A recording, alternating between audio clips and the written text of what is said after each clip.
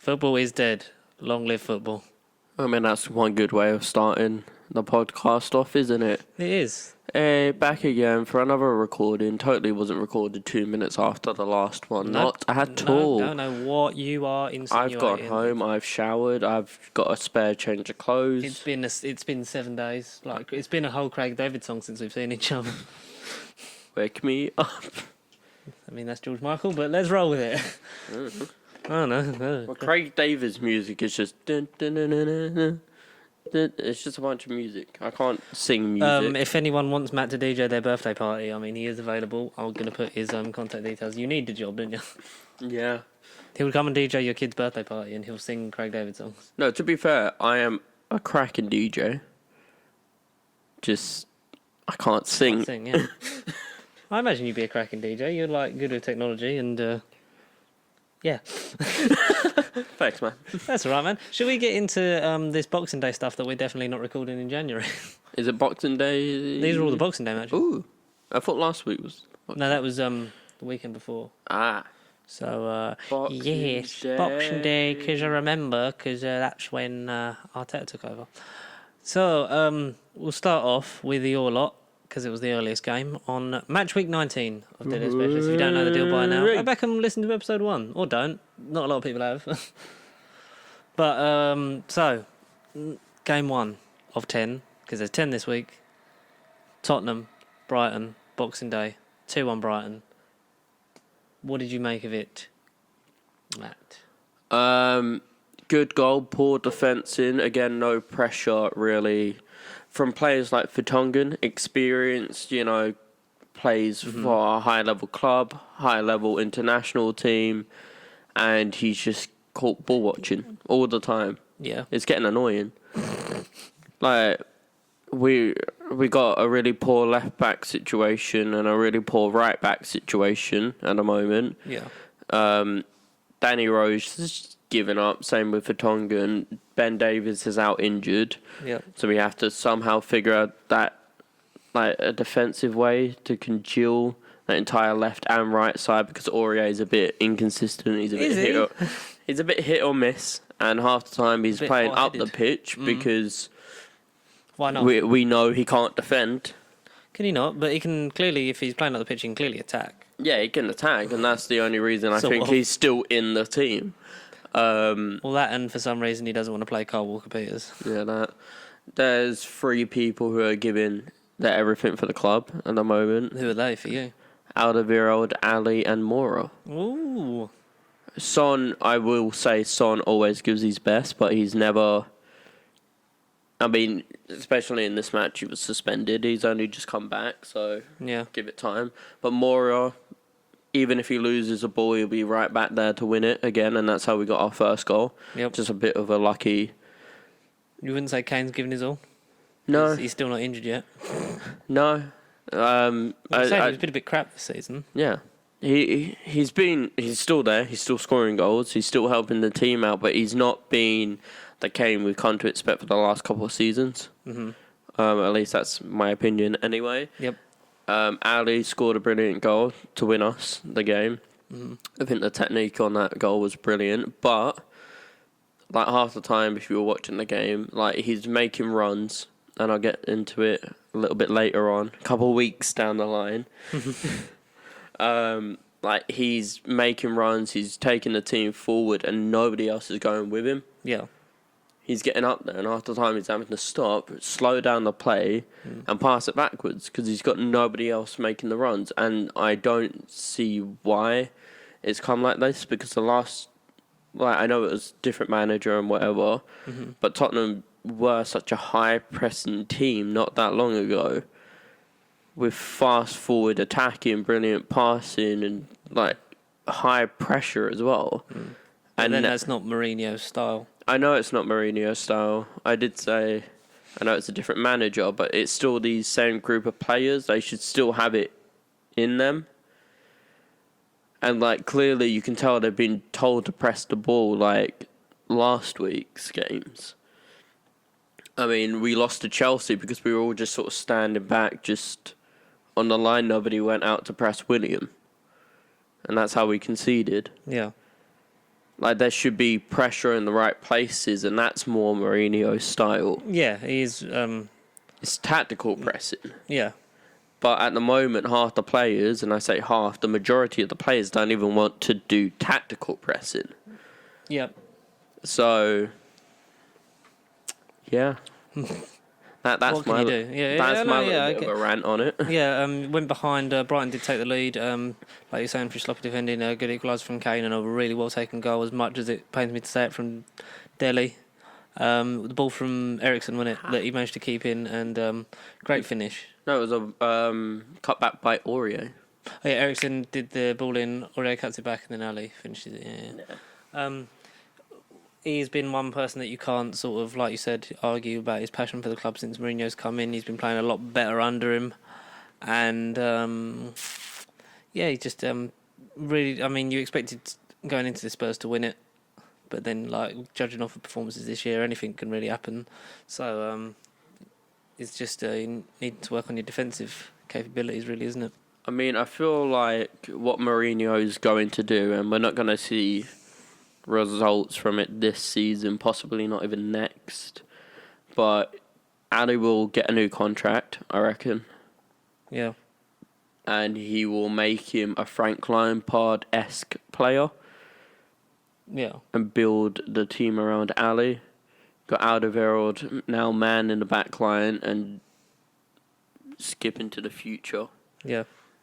Did captain the club for the first time, and I feel like that's how it's going to go. That's all good things and all that, Yeah. really, isn't it?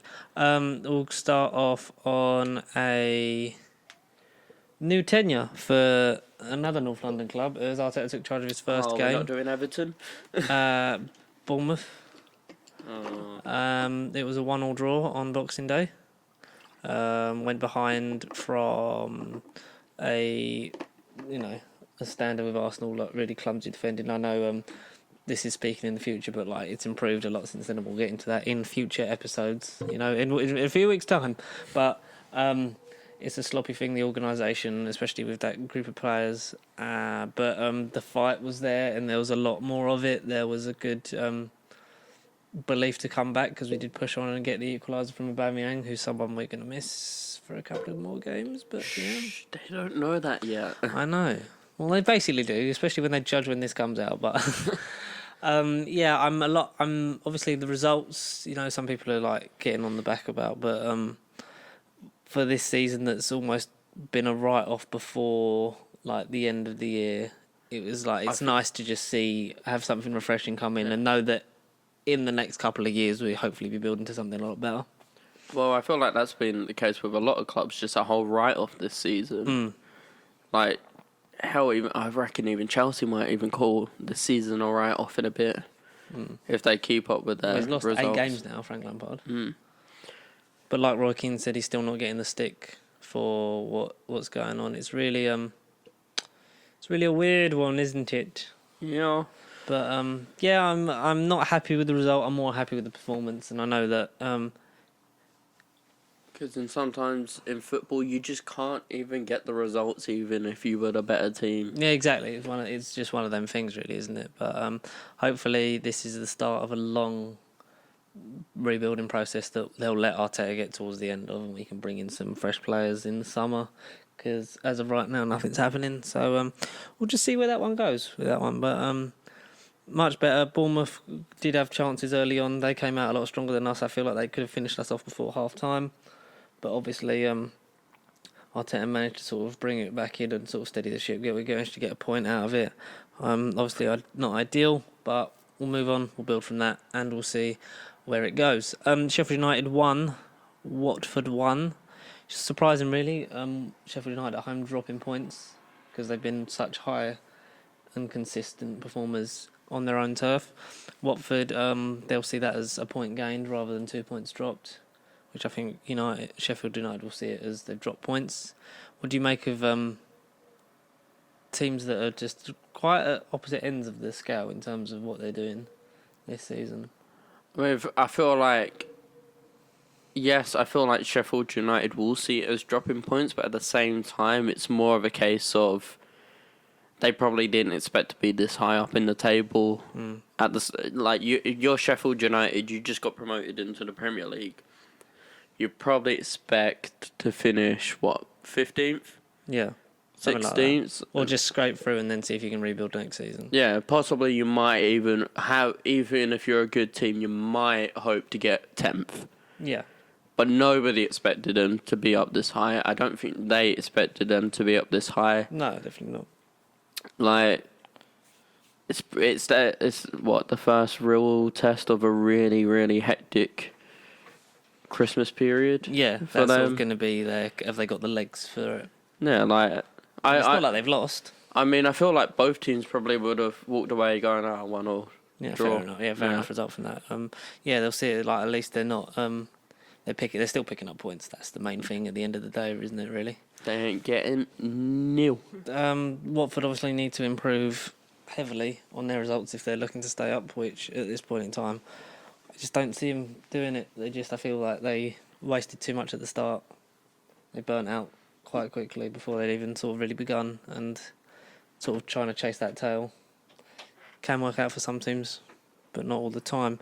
Speaking of Lampard results, we'll move on to Southampton beating Chelsea 2-0. Good. What did you make of this game? Oh, I love to see the Rent boys lose. I really, really do. Yeah. Southampton were just a better team. Like, you watch the highlights, if you watch the game, they were the better team. Oh, 100%. They sort of, but it's weird because you never really had that performance from a Lampard Chelsea team yet. It's been a bit of a weird one. I mean, I feel like that's always been Chelsea just as a whole. They will play out their skins one game and then feel really, really flat the next game. But it is really strange, like how they've sort of almost been consistent since the beginning, and that's sort of dropped off. Do you reckon it's because then they got their ban overturned? Yeah, but I feel like that hasn't. I mean, it's come into effect clearly. Yeah. But if you're Lampard, would you when you joined? You probably was like, okay, transfer ban. We're not going to see any players. Just got to give deal the young with player what a I've chance. got. That's paid off for him. And if it gets overturned, it's a bonus. So I don't feel like it's affected Lampard's management or anything like that. Maybe the mentality of the players. Yeah. Because now they know they don't have to. It's weird because then you'd think they would try harder if there was new people coming in. Because they'd want to sort of be like, well, no, this is my place. I've cemented it. I don't want them buying some 50, 60 million pound signing for them to just come in and take my spot when I'm a young, hard-working, homegrown player that's proved this season that I'm ready to be a first-team player. It's a difficult one. It's maybe the mentality of the young boys that aren't sort of used to this much fight. And also probably not used to playing this much consistently at this high of a pace. I feel like Chelsea suffered from that and suffered from the lack of inexperience in the game. And what more can you say? They went out, Southampton played out their skin. And 2 points off of them at Stamford Bridge. Yeah. And that's really good for Southampton. Southampton looking dangerous and working their way up. Villa, they beat Norwich City 1-0 at home. Much better performance this time round from them. It's a bit of a strange one because Villa and Norwich have almost been the opposites. Like Norwich started really strong, up and about near the top end, and Villa near the bottom. And they've over the last few games they've started to swap. Really, do you see that as adapting to the Premier League where Villa have spent more money? Is that coming in to help them?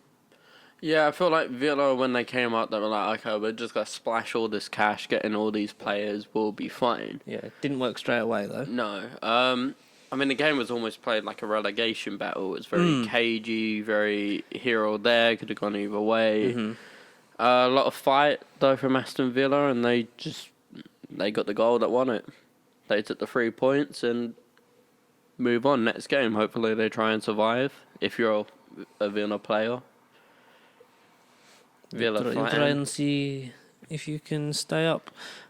But Personal opinion, though, I'd prefer him to go down so Jack Grealish can be sold to a different team. Preferably you. Is that what you're saying? Yeah, that's exactly what I'm saying. Mm-hmm. That's fair enough. Crystal Palace 2, West Ham 1. West Ham back in action after, missing the last match week because they were meant to play Liverpool, but Club World Cup saw that reorganised for a later date. So we'll see when that comes about. What that might benefit them because if they're playing Liverpool when Liverpool have already won the league, they might actually get a result out of it. No, I don't feel like they will.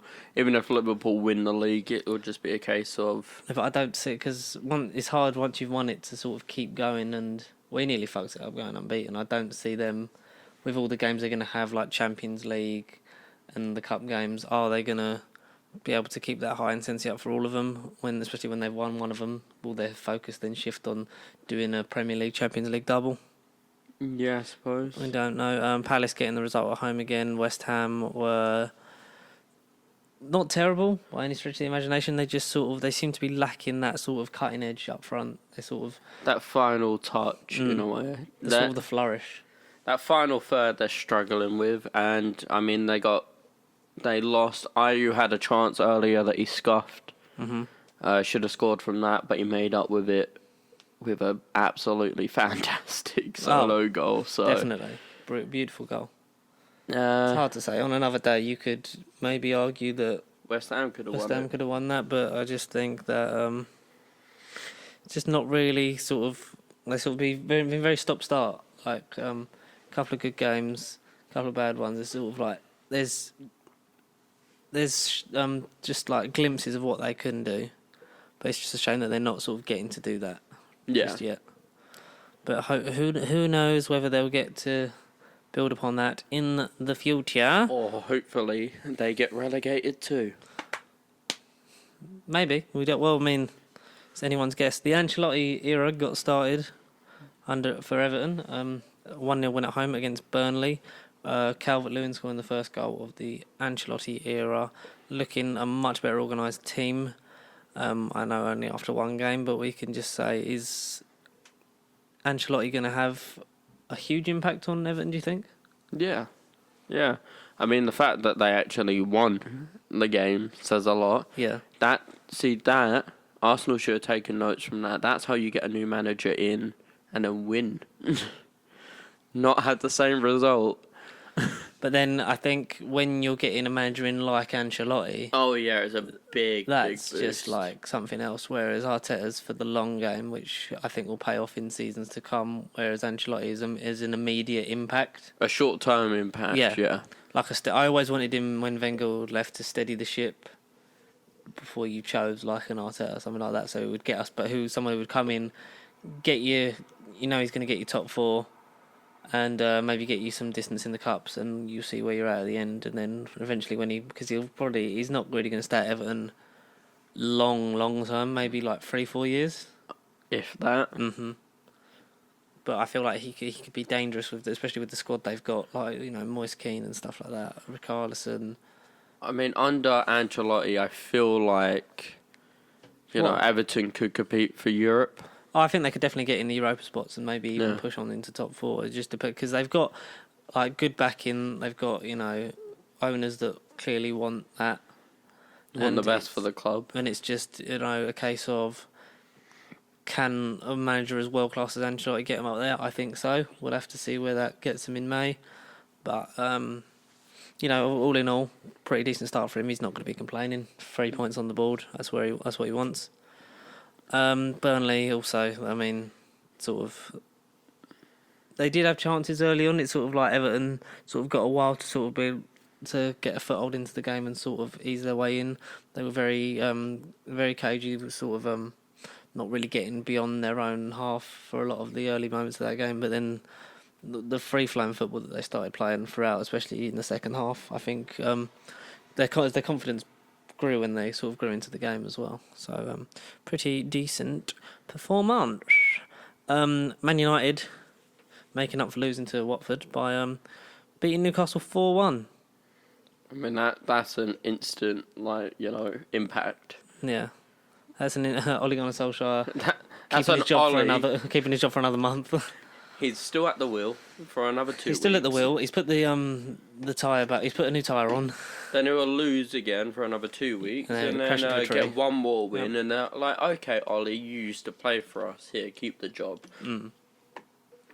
But I don't get why you'd hire someone who got Cardiff relegated. That's all they've really done. But who am I to judge? I don't run Manchester United, but obviously an emphatic win over Newcastle, who Newcastle had obviously beaten them at St James's Park earlier on this season.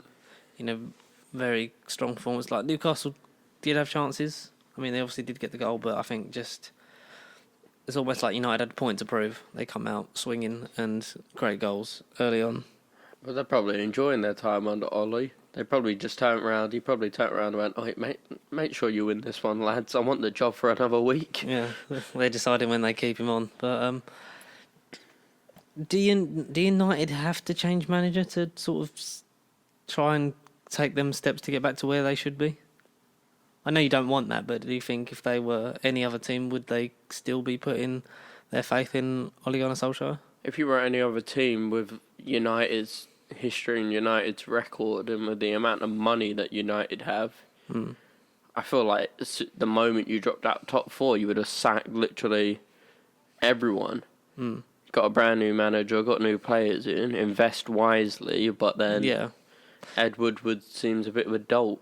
So yeah, obviously, the net spend. It's like he talks about the net spend, but he'll splash out 80 million on a defender that can't even. This at times been made to look, like a championship player. Sometimes I know that it's a big challenge to come into a side like Man United and perform well, but you'd expect if you're paying that kind of money, you expect him to play well.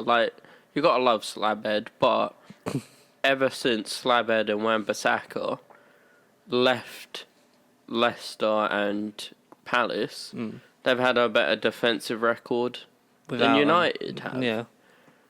And you're supposedly got the best right back and best centre back that the Premier League could have offered. You think your defence would have been rock fucking solid. Yeah. And it's not. It's more it's split open. Yeah, it's vulnerable. It seemed to be you could a couple of passes you can just then you're through on goal against United. That's one ball over the top, they both ball watch, and it's just a case of running in behind. It's that simple, and that's how it's been made to look as well. And that's how Matt says beat Man United. Leicester and Liverpool, a big boost for Liverpool in terms of the title race, beating at the time second place 4-0 away from home. Yep. Fantastic performance from Firmino and Trent. Trent Alexander-Arnold was amazing. Yeah, I think probably between one of them for my player of the week. Salah could have easily squared it to Mane when it was a tight angle for on goal, and then that's another easy one. But is it the selfishness of some of these players, which you have to have a bit to be a top player? You do, but as a team that's trying to win their first league title in over 30 years, it's the case with Harry Kane as well. When we were almost pushing up. Went to the point where we could have won it, or won the Champions League, or won a cup, or something, or anything. Yeah. Or yes, you have to be selfish to get your goals and bring your club up with you. But at the same time, if there's a better opportunity for you to just win the game, just pass it. Oh yeah, 100%. If it's a case of you get a goal and you lose the game, or you get a goal and draw the game, but if you've got that chance to win and you've got a player open who you can easily square it to, square it. It's not that hard, is it? No, it really isn't. I couldn't really put it better myself. But Mo selfish. Liverpool have won it. We're probably going to say that for the next few episodes, but they're home and away with that. Can we just not talk about them anymore? No, let's go on to the last game, which was Wolves beating Man City 3-2, and City getting a red card and having a couple of penalties taken. That was sweet justice. Wolves winning. It was. I was gonna say losing, but they did. They took from 2-0 down against the champions. Yeah. And that whole thing with Sterling's penalty getting saved and then being retaken, getting saved again but getting the rebound. It shows a lot of character from that Wolves side who Nunes is really sort of, he's Top quality manager. Yeah, top quality manager, managing these players to new levels. And big shout out to the boy Adama Traore, another storming goal. Absolute beast. I'm tempted to put him as player of the week again, but I keep doing it because I just love that guy. I mean, his muscles are bigger than my bloody head. And I have a potato for a head. Melon! Like, I feel like he injected so much into that Wolves side as well, especially running through, smash and grab that one goal. Yeah, it's like he's fast, but it's the power of the shot as well. Like, he just... There was no stopping it. No. Just like, and that sort of really got him going. Cody with a great goal as well. Yeah. He flick off by Jimenez. And Jimenez to equalise it as well. But like the ball's on Cody to draw it away from the centre back and then take that shot and just put it beyond the reach of Edison is just. I mean that little flick back to Cody, it just shows how much confidence is in the Wolves side. Yeah, they're playing with a level of confidence that you wouldn't see from a team that started off the game, before the game you'd be like, well, City are going to win it, and being 2-0 down. You'd think, well, City could just rip you apart, but having that sort of bottle to play with that freedom and that free-flowing style, you got to say, that's pretty fucking cool. To be fair, isn't it? That's Wolves in a nutshell at the moment, really. Just an absolute powerhouse of a team. But fair result. They played their socks off, especially that second half was just all Wolves really, and fair play to them, and another advantage to the Scousers, really, isn't it? Because it's another defeat that they didn't need. City, but I feel like it was after that point in the game where everybody was like, "Yeah, it's done. It's done.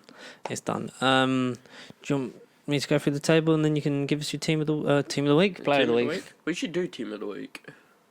We should, but we're not EA. We're definitely doing a team of the year. Okay, that's fine. Which will be one, because I can't bother to have 3 of them or 4. I'll go through. Have you got a name in mind? I do, yeah. Cool. So I will start off with. So from after 19 games, 18 for Liverpool and West Ham, because obviously they lost one for the Club World Cup. But so that will be replayed at a later date. So from 20th upwards, as usual, we've got. Norwich slap bang at the bottom on 12 points. Just above them, Watford with 13. With 18 points in 18th, it's Aston Villa. West Ham just hovering above the drop zone with 19. Bournemouth on 16th with 20. And just above them, also with 20, is Brighton. With 21 points in 14th is Southampton. Everton move up to 13th with 22 points. Burnley of 24 points, they're in 12th. Level on points with Arsenal, just in 11th. Newcastle down to 10th with 25 points. Crystal Palace up to 9th with 26. United 28 points in 8th. Sheffield United dropping down a couple of places, 7th with 29 points. Spurs up to 6th with 29 also. Wolves up to 5th with 30. Chelsea stand where they are with 32 points. Man City Man City still in 3rd with 38 points. 39 points for Leicester, and still running away with it with 52 are Liverpool. Matt, who is your player of the week? I am very tempted to Adama Traore. Yeah. I am very, very tempted to. Yeah. However, I'm going to go with my gut and say Adama Traore.